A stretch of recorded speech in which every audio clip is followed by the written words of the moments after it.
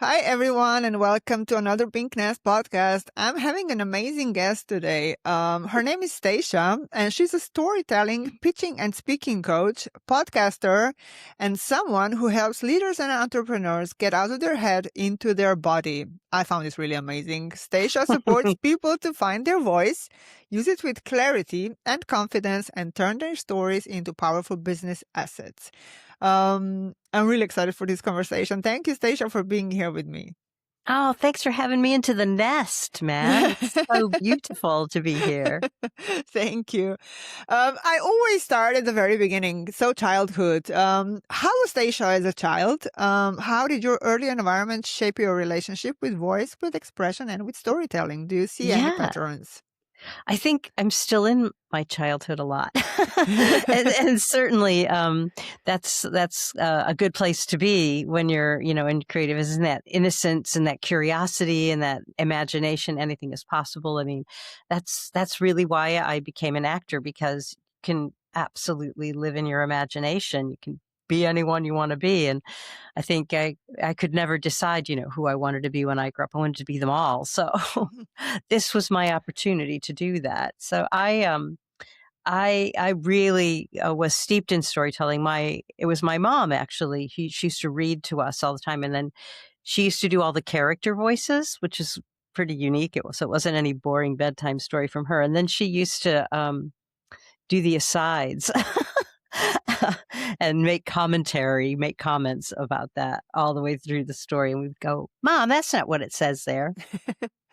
But I really loved that. And I was, so I'm very much a kinesthetic learner. So I was always like an outdoor girl and running, playing, messing about. And so when I was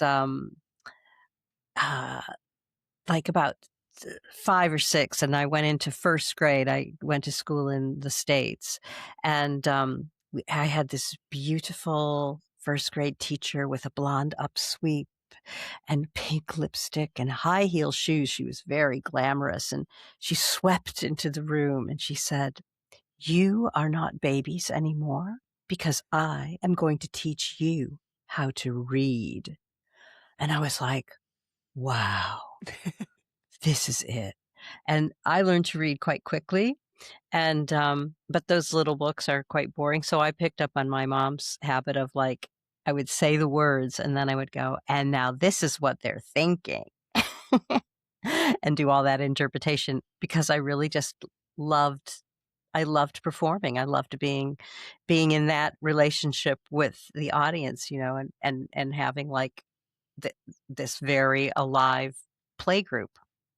And yeah, Excuse me. so I mean, I did that. And then I kind of, when I was in Colorado, but I started doing, I was trained as an actor after I was a dancer for a while. But when you're a dancer, you're injured a lot. And it's one of those things where if you're not excellent, like the best at it, you're not gonna do it, because you really have to be amazing to be, have a career at that.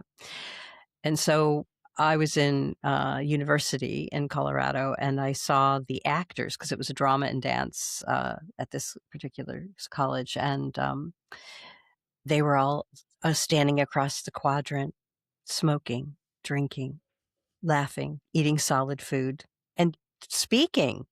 And I thought, this is what's missing from my performance journeys, the speaking. And so I walked over and never walked back. And I started doing this storytelling just as a natural thing, because I love traditional tales.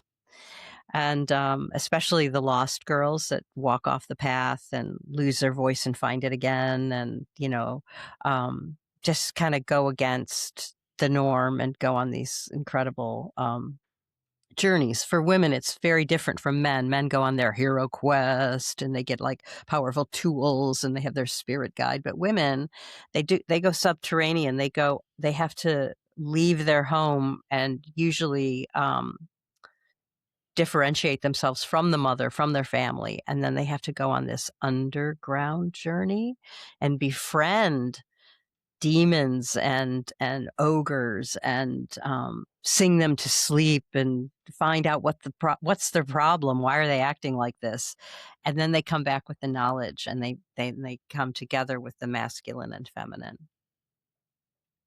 That's quite a powerful description. I really like that. um, and so, what was the first step when you found yourself in storytelling? Was there any major, I don't know, breakthrough or some major moment that you can think of that says, "Yeah, this is now I'm a storyteller."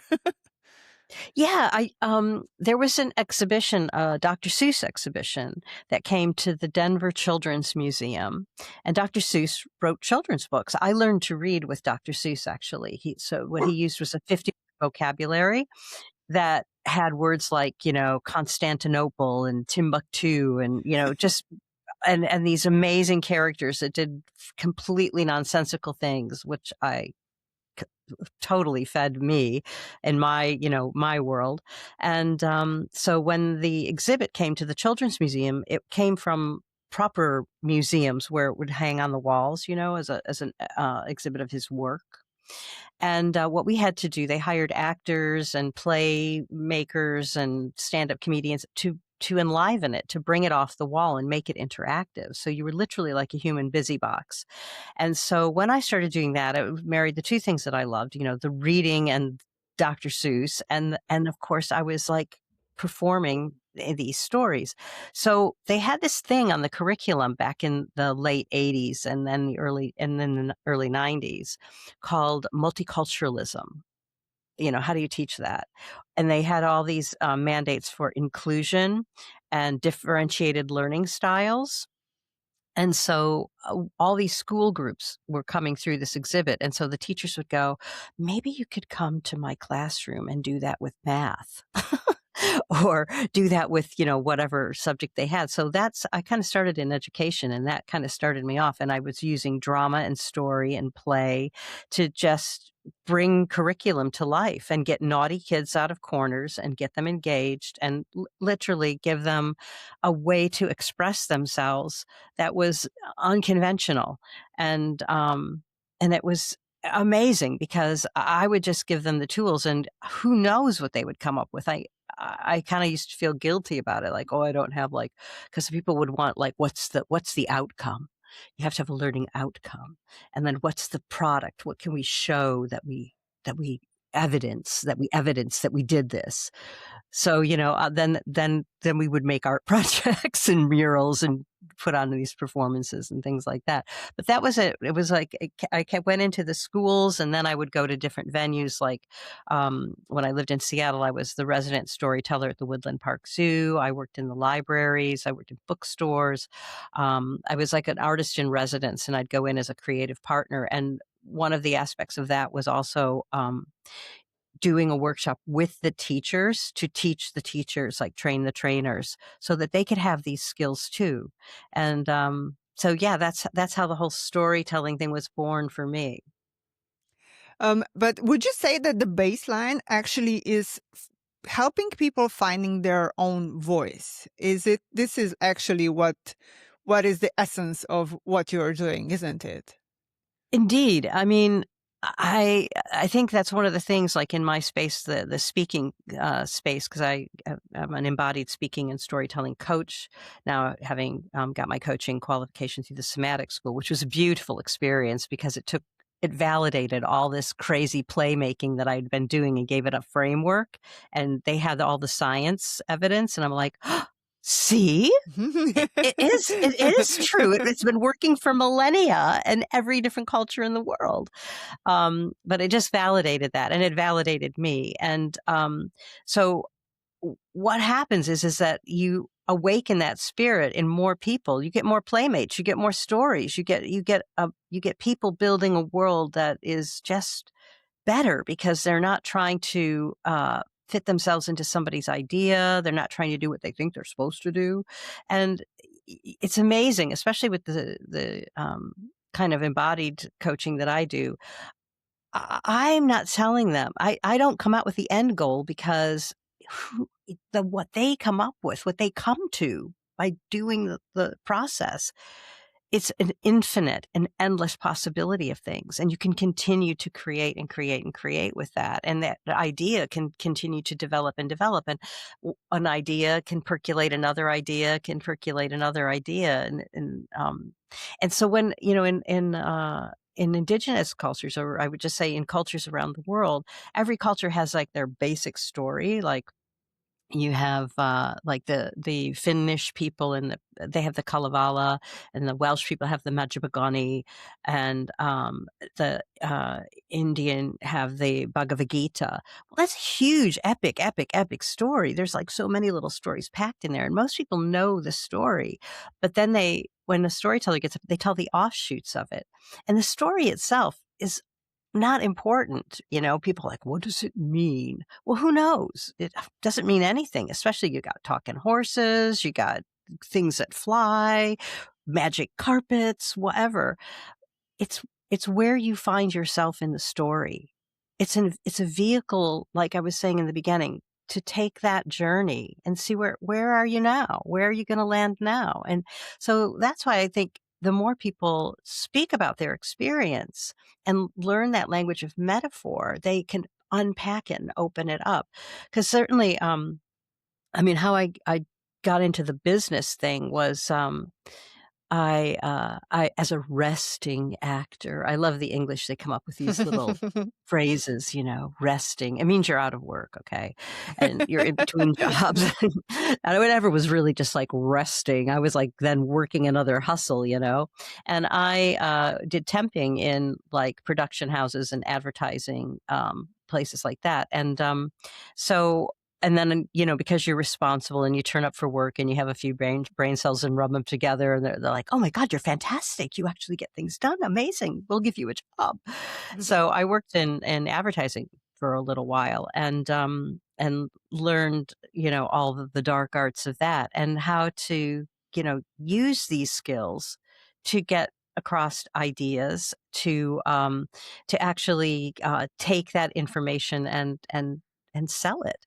So, I that's kind of how I got into the business end of it. And what I found is that, the the business story is actually, everybody blabs about it, but nobody really knows how to do it. And it's like story starts when your life blows up. It starts with this conflict or problem that you have to unpack and sort out. But it's giving that metaphor that then people go, we know this, but we don't know that. And then you build that bridge and they're like, oh, I see it. So we speak in metaphors all the time, but really leaning into the metaphorical aspect of it, because that's all it is. They're not selling you toothpaste, they're selling you like you're going to have the relationship of your life. And they That's show you all these visual pictures of like kissing and laughing and, yes, shiny teeth, but so it's really, they're selling you this whole image of this better life. So it's really using metaphor to explain what your process is, to explain, to give people a concept, a construct, a context for what your idea is, and then they can add to it if it's done correctly, and it can continue to grow and live and live. Yeah. Um, and you're really experienced in what you do. What would you say from your experience? What do people misunderstand most about speaking and presence itself? Yeah, I think people think there's all this talk at the moment, especially about personal brand and visibility and algorithms and all of that stuff, and I just think what you're missing is the connection between your lived experience. You know what you know. You do. We just don't trust it. We have to check in with somebody or get a get a degree in it or, something like that, or get a million likes. And then External it's like, validation. Yeah, yeah, yeah. yeah, I think approval is just a killer. you know, Mhm. I think you need to approve of yourself. And I've started to kind of do that as a little mantra in my mind. I'm Stacia Keogh and I approve this message. It's like you kind of, and then also, people are, and I'm so guilty of this. It's like I've been there, the whole comparison bingo, ooh, you look what they're doing, look at that, look at this. And Yeah. just dilute yourself, and you end up just running around in circles chasing somebody else's value and worth. And I was when I was doing my coaching qualification, we did a lot of peer coaching, which was super valuable, hugely valuable. I got so much out of that. And someone once said to me in one of the sessions, "So, what would success look like for you?" And we get that question all the time. What would that look like? And because it was kind of towards the end of the session, and I was really rooted in myself and not trying to think of the answer, it just came out. It just like open mouth answer pop out. And I said, I would be uncomparable. I wouldn't compare myself to anyone.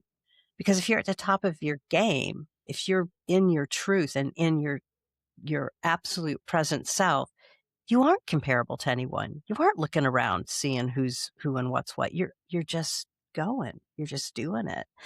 And I started to think of people that I admire and like, what if that person, what if like right now, like Jessie Buckley, what if she tried to be like somebody else, that she thought was popular? Oh my God, we totally missed the real Jessie Buckley in that performance. That's so true and so honest. The same thing with like other actors or singers. What if they try, you can hear it when they try to sound like somebody else. It just doesn't ring true. It's not right. It's not, and they're robbing us of who they are and what could be true and what could be right. So, for me, getting people out of their head and into their bodies just gets you in a much more alive, much more present, much more responsive place because the answers are all here. It really is. You just have to get out of the way and allow yourself to, yeah, make mistakes, say the wrong thing. It is a process. It is a process when you go through something. I mean, even in business, I mean, I learned what I wanted to do in life and in business and who I work with and who are my ideal clients by learning who I didn't and who wasn't. And when I'm in the right room because I know what it feels like to be in the wrong room. I know when I'm in the right relationship because I know what it's like to be in the wrong relationship. And that's part of living. That's life. Yeah. This is what I say often. Maybe I don't know what I want, but I definitely know what I don't want. So Yeah.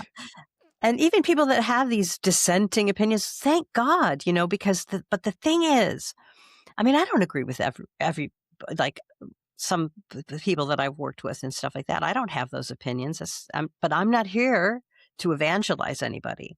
I'm not here to tell anybody what to think or do. I'm just the porter that brings in the bags. And I want them to be so sharp and so clear in their argument that I know why I don't agree with it.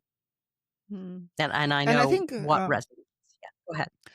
and I also think that if we are, I mean, social media definitely killed a lot of authenticity. There is no doubt about that. Mm, Because if you open any social media, there are a lot of similar posts, a lot of similar people even look alike or do things that are similar. And there is a lot of creativity somehow, like you've said, hidden just somewhere deep inside because people are just choosing the most common and acceptable path, which is probably similar to somebody else's or something that they saw online. And it's just a creativity killer at all. And it's also, I've posted this on LinkedIn a while ago. Comparison is really the thief of all joy. It really is. mm. It is, and it's you're chasing somebody else's clients, Dream. you're chasing somebody else's dream, you're chasing somebody else's everything, and you're abandoning yourself. And I had to get really honest with myself about that, and I have had to. I mean, Yeah, I'm very, very, very much in the state of curating that, very consciously curating. I've got limits set on everything, which I now honor. And I go on very selectively. I've already have my posts and what I want to say made.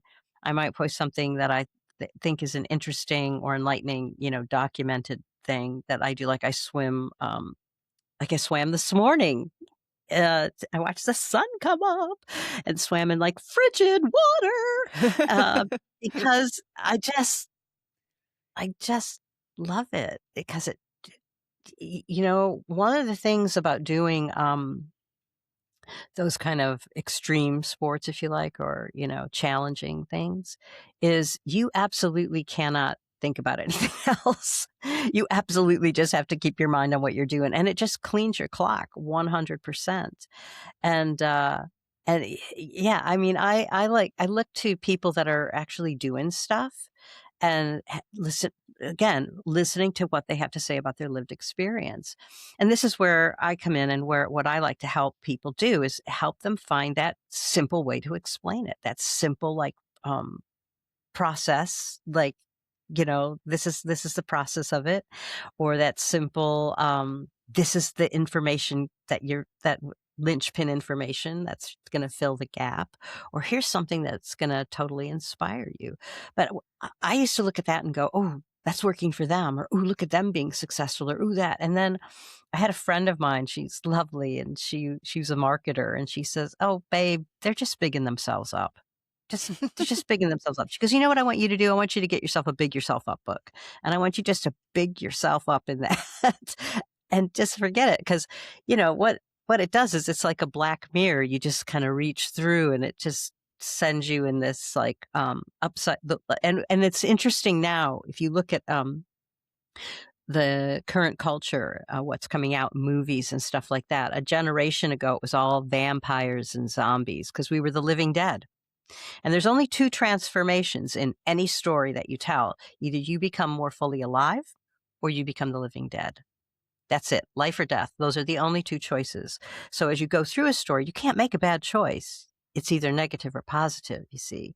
So you can't make a bad choice, but you do have to choose. You can't just camp out at the crossroads. You got to go, you got to pick one. And so we had all the living dead choices, and so now we have that society, don't we? And so now people are looking at like in the Stranger Things, the upside down, and people are looking at Black Mirror, and people are looking at, yeah, what happens when we step through that, Mhm. and what happens on the other side of that, and how can we put things back right, or not back right, but what's the next iteration of this? And I'm really interested in that, and I think for my money, where some of the most incredible stories, news stories are being told is in the video gaming world because you have branching narrative. So the player gets to decide. And that's why getting to voice like novels, video games, animation. When you talk about finding my voice, it's like I give voice to so many other little characters that's one of the things that I am really hot about doing, especially going into 2026, shedding a lot of skin, shedding a lot of stuff in 2025. And 2026 for me is really going to be about embracing that year of the horse and moving forward with I was just what's about to mine. ask if you were talking about the Year of the Snake. Yeah, it just inherently has been very much that, Mm. you know? Mhm. I love that. Um, what would you say, or how would you encourage everyday people to begin to trust that their story is worth sharing? I think this is a really important point. I think it's important too. I think that people get grandiose about it. They think, "Ooh, I gotta perform it." It's not performative. It's just not. It's just it literally lean into the share, you know? Who's the one person that you can just talk to and just a simple relate events of the day? Who's the one person that you can, um, you know, connect with and say, "There's things come up in, for me," or I remember when, or, "I'll never forget the time." So there's stories of nostalgia, especially at this time of year, They're very intergenerational because everybody has had a thing where they were I call it the first, worst, and the best. We all had to do something for the first time. That's one of my favorite prompts in rooms. Tell me the first, worst, or best job, holiday, whatever. Because we've all had a first time for everything. We've all had a loss, even if it's just a loss of innocence and we've discovered something that we thought, oh, I thought that was real. No, it's not. Or I thought they liked me. No, they don't. And we've all had the best time ever, and we've all had the worst time, you know. And it what people really want to know from your story is that it's not all the it's like you see the car crash drama trauma stories. That isn't really what we want. I mean, some people are into that, like, watching the car crash that you see play out, especially on social media or in tabloids or gossip or the news. I have stopped listening to the news. I recommend it, highly recommend it. Stop listening to the Me news. too. I don't do that. I don't Yeah. even have a TV for I don't know how Yeah. many years. But, people in China think we're funny. They're like, "You listen to the news? We stopped doing that decades ago. You know it's all propaganda, don't you?" It's like, yeah. Um, but what I was saying is that, start talking about, people wanna know from your story, what experience taught you? What you got out of that? Like, "I'm never gonna do that again," or "Watch out for that," or, that's what we wanna know from the story. And that's why if we don't have a story for it, we make one up. And they also wanna know, what you wish somebody would have told you, you know? And that's really where the wisdom is. You wanna talk to somebody who's been through it before, don't you? And say, "Yeah, what did you learn, and what do you wish somebody would have told you?" A lot of times, that's why people start up their business because they found the thing that they wish somebody would be doing. Nobody's doing it. That's the gap in the market. The That's other me. thing is it? Yeah. Yes. What's your gap in the market that you decided? I actually came full circle and came back to my roots. I'm a social worker by profession, and I founded a company that's doing sensory rooms for events and workplaces because I spent 11 years, 12 years in events industry, and I saw how ruthless it is, and there is absolutely real stigma about mental health, well-being, and everything. And I just wanted to do something about it because there is no need for people to suffer, and there is no need for events and workplaces to be so exclusive like they are today. And I want to make it a better place. Mm. Mm. Yeah. That really is, that really aligns with what I've been trying to do, just getting naughty kids out of corners, getting people to like go, no, what you have, what you're doing, it's unique, it's not wrong, it's not bad, it's just you and it's different. And what you find is when you drop the mask and start actually doing it, you find a lot of other masks drop and they go, wow, either they join you or they just be more truly themselves. And that's what we want. Because that's the other thing, people want to know from your story is how did you keep going in the face of adversity? How do you keep going when when in the darkest night, how do you relight the candle? When we think of, I'm thinking of, Baba Yaga, who's a wise witch of the forest, and in the Vasilisa story, how they send her into the forest to find the fire, and she comes and she has this little doll in her pocket that her mother gave her as a blessing, and she says, "Listen, whenever you get lost or you feel lonely or troubled, feed the doll, give it something to drink, and tell the doll your troubles." Well, that doll is like yourself, your own psyche. So whenever you're down, you need to like nourish yourself, take rest, and then ask yourself, what needs to, what do I want? What needs to happen here? And then just be silent and see what bubbles up. Um, so when she gets to Baba Yaga's house, one of the questions is, why should I give you anything? And she says, because I ask. simple. It's simple. Like, so she has her do all these tasks. And this is what we were talking about, how your journey went. She has her do a lot of and you'll find this a lot in stories. Cinderella has this, a lot of them have this, where they give them the impossible tasks. But it's all about separating, isn't it? Separating the seed from the dirt, or the mildewed corn from the good corn, or that's about discernment. What's yours and what's not? What's good and what's bad, You got to decide that for yourself.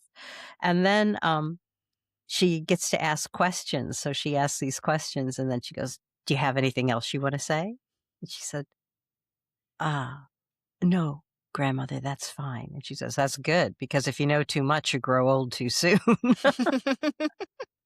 So not everything, we don't have to know everything, we just don't. And, you know, uh, she ends up giving her the fire, and that's it. You have to go through that. You have to go through, they all go into the forest, don't they? Into that deep, dark place. Again, it's Mm. that subterranean journey.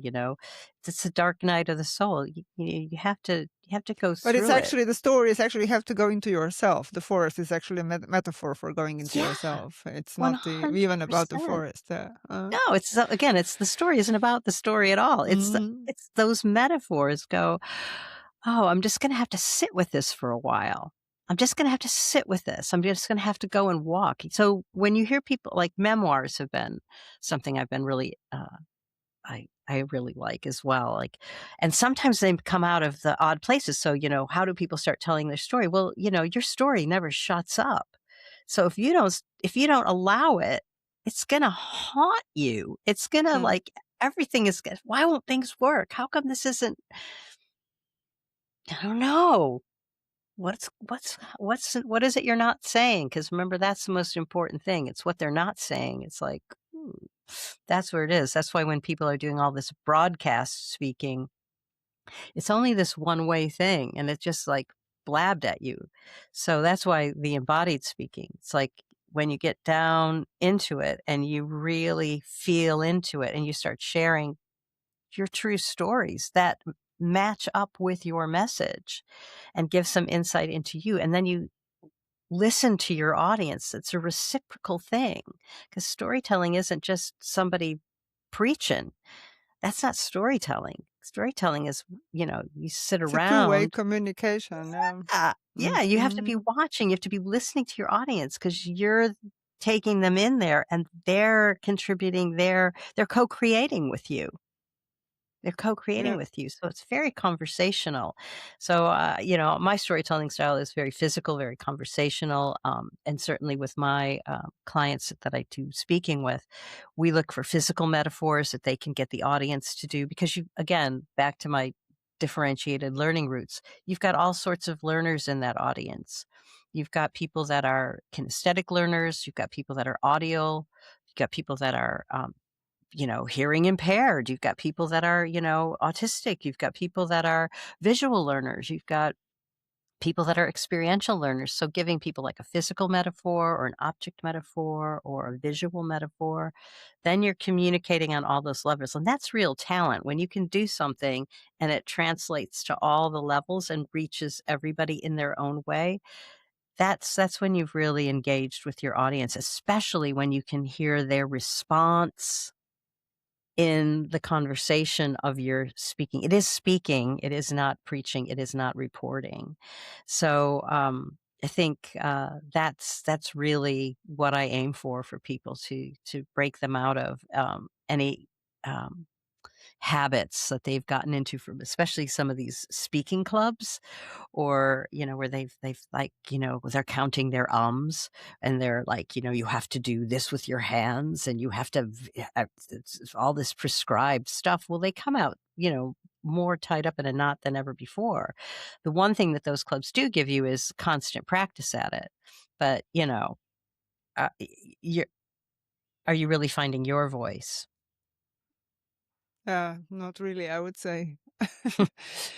um, we're coming to the end, but I do have one last question for you. What is one truth about voice, confidence, or storytelling that you wish everyone listening could carry with them?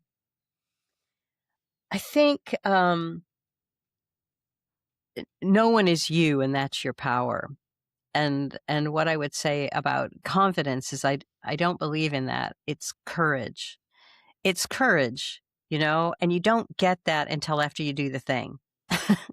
By doing the thing, you get the courage. And when people look really confident at something, it's because they've done it a bunch. They're good at it because they've done it a bunch of times. Yeah. And if you think of anything that you did as a kid, the first time you did it, you couldn't do it because you were learning it. I mean, even just think about of a baby walking. Do you know how many times they fall over? A million. But they get up and they keep going and they keep doing it. And I think, what I'd like you to know about your voice is, every voice is unique. So, and every story is unique as well. So you're sitting usually on a mountain of information. That's your experience, but you can't see it because to you it's like, oh, that's just the stuff that I've done. But we see it. And so for you to take like one idea, simplify it, and um and offer it to us, not tell it to us, but offer it. Just offer your story. I think then you will get some takers. And then when that offer, when you tell your story, it also gives people permission to tell theirs. I think that the key message here is authenticity. I think that authenticity is basically the baseline. It sells, it gives you the freedom, and it makes you very unique and It courageous. does. Yeah, it does. It does. And when people do that in leadership, it's like it's not a model. I mean, if you leaders are going to a place that nobody's ever known before. That's what leading is. Otherwise, you're just following somebody else. So if you really want to lead, you're going to have to break Yeah, some new ground. And only true, you know true, where that is. true. Stacia, thank you so much for being my guest. I think this was an amazing episode, and I really, really believe that listeners and watchers will get really a lot of it from it. So thank you so much for being my guest once again. Oh, thank you so much for having me. It's such a delight to be able to speak to you and share my story. Thank you.